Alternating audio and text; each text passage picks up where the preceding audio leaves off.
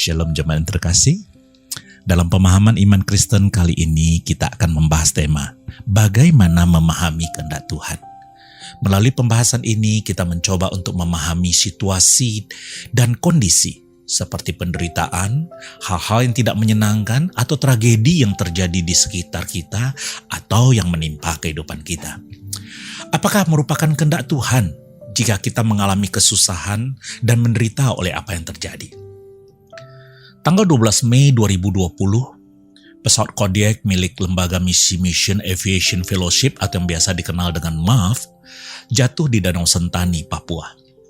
Pilot yang menerbangkan pesawat naas itu adalah Joyce Lin. Joyce Lin adalah seorang pilot dan spesialis IT.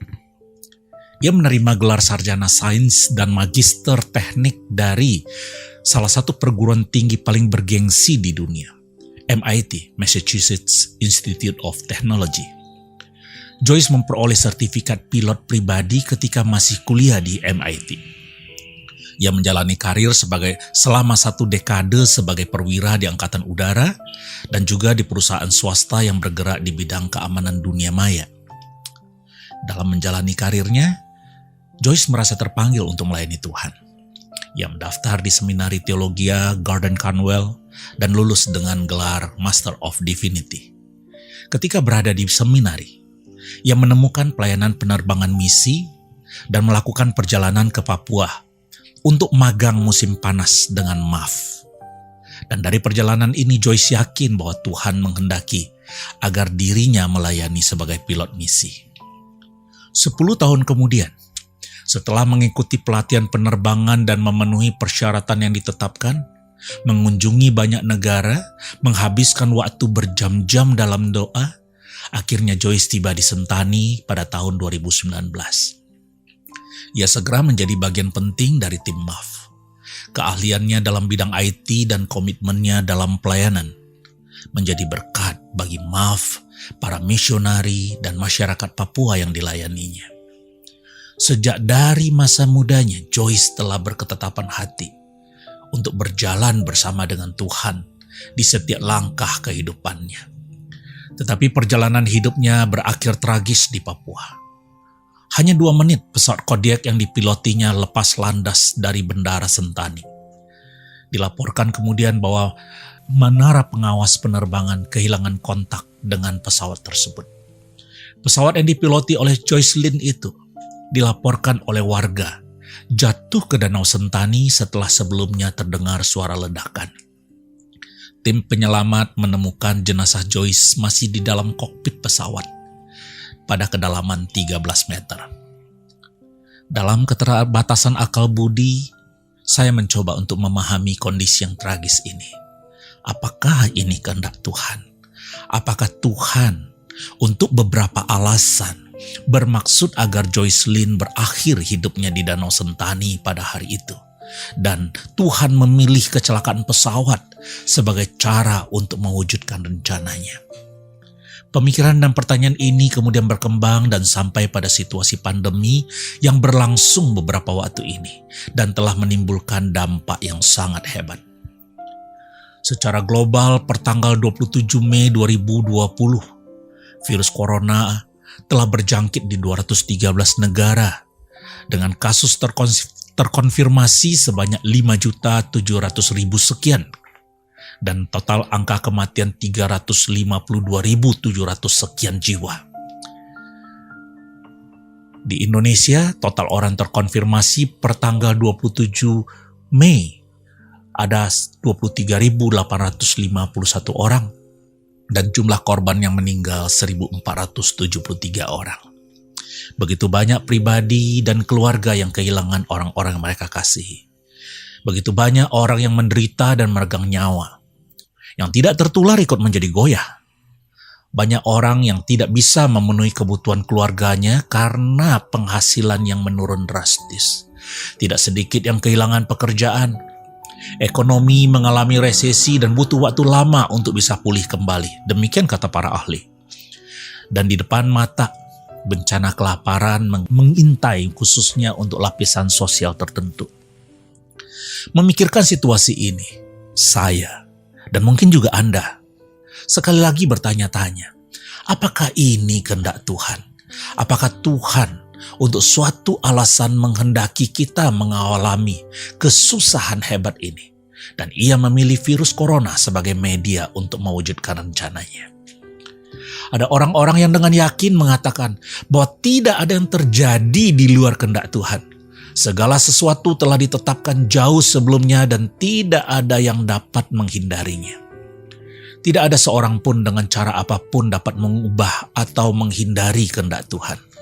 Manusia hanya bisa menjalani nasib atau takdir yang sudah ditentukan baginya. Manusia seperti wayang yang melakoni apa saja yang dikehendaki oleh sang dalang. Apapun yang terjadi, memang sudah semestinya demikian. Pandemi yang kita alami sekarang ini juga merupakan kehendak Tuhan. Jika Anda sakit, itu adalah kehendak Tuhan. Jika Anda menderita, itu adalah kehendak Tuhan. Apa yang menimpa Joycelyn, itu juga kehendak Tuhan.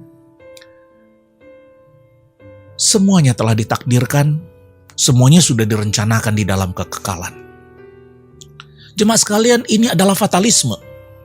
Ini bukan pandangan Kristiani, sekalipun mungkin orang yang mengatakannya adalah orang Kristen. Dan ada beberapa alasan yang membuat kita tidak bisa menerima pandangan yang fatalistik demikian. Yang pertama, karena pandangan fatalistik ini memberikan gambaran yang keliru tentang Tuhan. Seolah-olah Tuhan adalah Tuhan yang kejam, sumber dari segala kesusahan dan penderitaan yang kita alami. Sudah tentu kita harus percaya bahwa Allah adalah Tuhan yang berdaulat, bukan hanya dalam hidup kita, tetapi atas seluruh alam semesta ini. Ia mengatur dan menetapkan segala sesuatunya. Tetapi kita juga harus sembilan, kejujuran, sikap tidak berat sebelah, kasih, belas kasihan, kebaikan hati, dan lain sebagainya. Karena itu pemahaman apapun tentang cara Allah menggunakan kuasanya untuk mengetahui, menghendaki, dan menetapkan segala sesuatu sejak dari dulunya, tidak boleh mengabaikan dan harus selaras dengan semua sifat dan standar moral yang melekat pada Allah. Pandangan fatalistik ini kita tidak bisa terima karena juga memberikan gambaran yang keliru tentang manusia. Seolah-olah manusia hanyalah korban nasib. Manusia tidak ubahnya seperti robot yang bergerak sesuai dengan program yang telah ditetapkan. Pandangan ini mengabaikan fakta bahwa Allah menciptakan manusia dengan kebebasan untuk memilih. Alkitab menunjukkan bahwa Allah memberi umat ciptaannya hak istimewa untuk membuat pilihan yang membuat mereka bertanggung jawab atas tindakan-tindakan yang dilakukan. Dan untuk menggunakan kebebasan mereka sebagai makhluk bermoral. Kebebasan untuk memilih merupakan sifat yang melekat pada manusia sebagai ciptaan yang diciptakan menurut gambar dan rupa Allah. Jadi, manusia bukan hanya sebatas robot. Dan selain itu, Alkitab juga mengatakan bahwa Tuhan menginginkan kebaikan bagi umat manusia. Ia memuaskan ciptaannya dengan makanan dan kegembiraan. Ia menerbitkan matahari dan memberikan hujan bagi orang benar dan orang jahat. Tuhan ingin agar umat kepunyaannya mengalami damai sejahtera. Seperti yang dikatakan di dalam Yeremia 29 ayat 11. Sebab aku ini mengetahui rancangan-rancangan apa yang ada padaku mengenai kamu. Demikianlah firman Tuhan, yaitu rancangan damai sejahtera dan bukan rancangan kecelakaan untuk memberikan kepadamu hari depan yang penuh harapan. Tuhan Yesus mengatakan bahwa kehendaknya adalah supaya mereka mempunyai hidup dan mempunyainya dalam segala kelimpahan. Hidup dalam segala kelimpahan ini dimaksudkan bukan hanya untuk dinikmati di dalam kekekalan, di Yerusalem baru, langit baru dan bumi baru, tetapi juga di dunia yang sekarang ini. Jika demikian, kembali pada pokok pembahasan kita hari ini, bagaimana kita memahami penderitaan, situasi yang tidak menyenangkan, dan tragedi yang terjadi dan menimpa kehidupan kita. Apakah merupakan kehendak Tuhan jika kita mengalami kesusahan dan menderita oleh apa yang terjadi? Dalam upaya untuk menjawab pertanyaan-pertanyaan ini, adalah penting bagi kita untuk memahami perbedaan antara kehendak Tuhan yang sempurna dengan kehendak Tuhan yang permisif atau kehendak Tuhan yang mengizinkan. Kehendak Tuhan yang sempurna nampak dalam keinginannya agar semua orang diselamatkan, supaya orang yang sudah percaya tidak terlepas dari kasih karunia, dan ia merancangkan damai sejahtera untuk memberikan hari depan yang penuh harapan bagi umatnya. Kehendak Tuhan yang mengizinkan mengacu kepada apa yang diizinkan atau dibiarkan terjadi oleh Allah, sekalipun hal itu tidak secara khusus diinginkannya terjadi dan bukan kehendaknya yang sempurna. Seperti contohnya dosa, kejahatan, kekerasan, dan lain sebagainya. Dalam kehendaknya yang mengizinkan, Tuhan mungkin membiarkan beberapa hal terjadi. Tetapi ia tidak membiarkannya terjadi. Ia tidak menyebabkannya terjadi. Bapak Ibu sekalian, ada banyak iklan deterjen yang pernah ditayangkan di negeri kita ini. Salah satunya yang mengusung tema berani kotor. Masih ingat? Pemikiran di balik iklan ini adalah bahwa anak-anak perlu secara rutin melakukan pergerakan serta aktivitas yang disukainya untuk merangsang pertumbuhan mereka. Masalahnya, kebanyakan orang tua takut anaknya menjadi kotor ketika beraktivitas, karena khawatir akan bakteri dan kuman yang menempel pada kotoran tersebut yang dapat membuat anak-anak mudah terserang penyakit. Nah, iklan tersebut berusaha menunjukkan kepada para orang tua bahwa kotor tidak selalu buruk. Para orang tua tentu saja tidak didorong untuk dengan sengaja mengotori pakaian anak-anak mereka atau dengan sengaja membiarkan anak-anak mereka mengenakan pakaian kotor. Sebaliknya, orang tua didorong untuk mengizinkan anak-anak menjelajahi lingkungan sekitar untuk bermain, mengeksplorasi, belajar, dan mendapatkan pengalaman terbaik, sekalipun ada resiko bahwa anak-anak itu akan mengotori pakaian mereka. Anda mulai bisa membayangkan apa yang dimaksud dengan kehendak Tuhan yang sempurna dan kehendak Tuhan yang mengizinkan? Ketika putri kami berusia 3 tahun, saya memberikan sebuah sepeda untuknya. Sepeda dengan 2 roda kecil di samping roda belakang. Setelah terbiasa dengan sepedanya, saya mulai lepaskan roda kecil itu satu persatu. Saya mengajarinya mengendarai sepeda roda 2. Saya tahu bahwa dia bisa jatuh, terluka, dan mengalami bahaya lainnya. Tetapi saya tetap mengizinkan dia untuk belajar. Dan betul saja, dia pernah jatuh hingga kakinya terluka. Tetapi tidak berarti saya dengan sengaja membuat dia jatuh dan terluka. Tidak berarti saya dengan sengaja mau mencelakakan dia. Ketika beranjak remaja, putri kami minta diajari mengemudi mobil. Wah, ini resikonya lebih besar dan bisa berakibat fatal. Tetapi saya tahu, ini adalah bagian penting dari perkembangan dia. Sehingga setelah umurnya cukup, saya memutuskan untuk mengajar dia mengemudi mobil.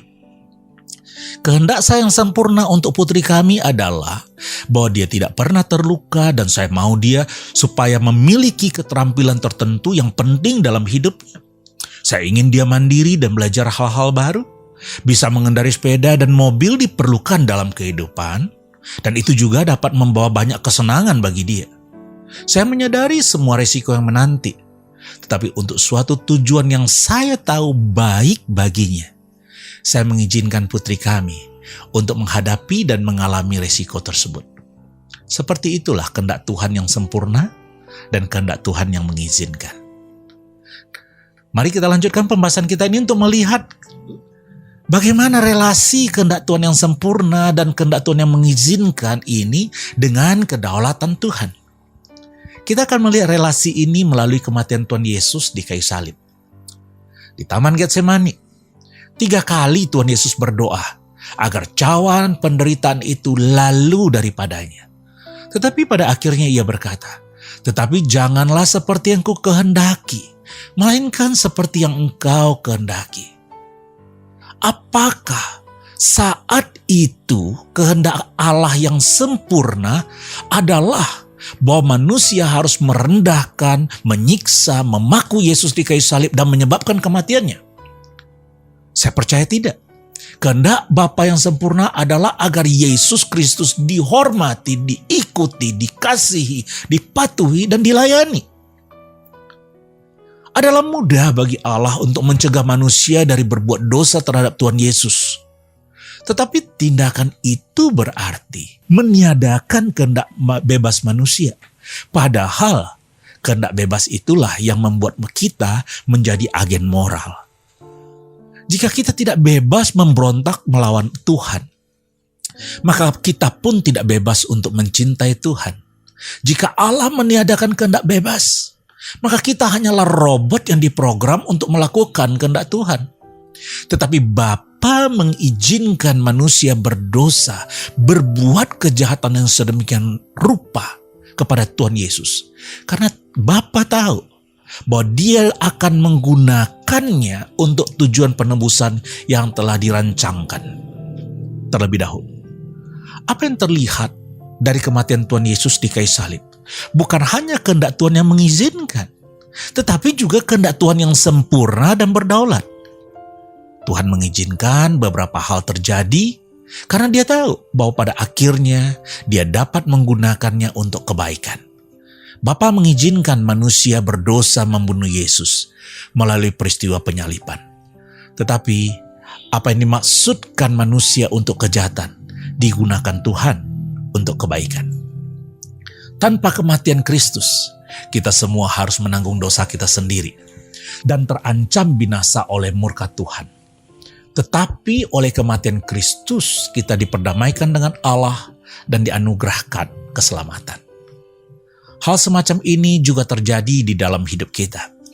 Tuhan mengizinkan dan menggunakan hal-hal yang tidak menyenangkan dan tragedi yang menimpa kita, dan secara berdaulat Tuhan menggunakannya untuk mendatangkan kebaikan. Tuhan tidak menyebabkan kejahatan, tetapi menggunakannya dengan cara tertentu untuk membawa kebaikan keluar daripadanya. Sebagai orang Kristen kita percaya bahwa Allah turut bekerja dalam segala sesuatu untuk mendatangkan kebaikan bagi mereka yang mengasihi Dia, yaitu bagi mereka yang terpanggil sesuai dengan rencana Allah. Kebenaran ini terlihat sedemikian nyata dalam kisah kehidupan Yusuf. Saudara-saudaranya cemburu dan benci pada Yusuf. Mereka bahkan berencana membunuhnya. Pada akhirnya mereka menjual Yusuf. Saudara-saudaranya mengira bahwa mereka telah menyingkirkan Yusuf. Di Mesir, Yusuf menjadi budak di rumah Potifar dan kemudian mendekam selama bertahun-tahun di penjara. Yusuf mungkin mengira hidupnya telah hancur berantakan. Tetapi melalui pimpinan Tuhan, Yusuf menjadi salah satu penguasa Mesir, dan dalam posisi itu dia menyelamatkan keluarganya dan banyak orang lain di dunia dari kelaparan. Ketika bertemu dengan saudara-saudaranya, Yusuf bisa saja bertindak dalam kemarahan, membalas dendam, dan membuat mereka dipenjara atau bahkan terbunuh. Tetapi sebaliknya, inilah yang Yusuf katakan kepada mereka. Kalian telah bermufakat untuk berbuat jahat kepada saya. Tetapi Allah mengubah kejahatan itu menjadi kebaikan, supaya dengan yang terjadi dahulu itu, banyak orang yang hidup sekarang dapat diselamatkan. Jika kebenaran ini berlaku bagi Yusuf, maka juga bisa berlaku untuk kita semua. Berlaku bagi Joyce Lin yang mengalami kecelakaan pesawat di Danau Sentani, berlaku bagi kita yang sedang berjuang menghadapi pandemi COVID-19 sekarang ini. Perjalanan hidup memang banyak lika-likunya. Tetapi percayalah bahwa Tuhan punya rencana lain yang sekarang ini mungkin masih belum bisa kita mengerti. Ia hanya mengizinkan apa yang akhirnya dapat Dia gunakan. Dia bahkan dapat membuat hidup kita lebih bermanfaat dan produktif daripada sebelumnya. Pada akhirnya saya ingin berkata bahwa memahami kehendak Tuhan yang sempurna dan kehendak Tuhan yang mengizinkan sungguh amat menghibur dan berguna, khususnya di saat seperti sekarang ini. Pada satu sisi, kita mendapatkan jaminan bahwa Allah berdaulat dan memegang kendali. Tidak ada satupun yang terjadi dalam hidup kita yang luput dari kehendak-Nya. Bahkan ketika penderitaan dan tragedi menimpa, Ia berkuasa untuk menggunakannya sedemikian rupa untuk mendatangkan kebaikan bagi kita yang mengasihinya. Pada sisi lain, kita mendapatkan jaminan bahwa Tuhan bukan pribadi berhati kejam yang dengan sengaja merencanakan dan mendatangkan celaka dalam hidup kita. Ia tidak bersuka atas semua yang terjadi dan menimpa kita. Ia memang mengizinkan hal-hal tertentu terjadi dan menimpa kita. Tetapi Ia menunjukkan empatinya dengan cara menggunakan kedaulatannya untuk memunculkan kebaikan dari apa yang terjadi. Pemahaman ini menolong kita untuk melihat bahwa pengajaran Alkitab tentang Tuhan dan kehendak-Nya adalah masuk akal, dan kita bisa berpegang teguh pada Tuhan dalam situasi apapun yang kita hadapi. Amin.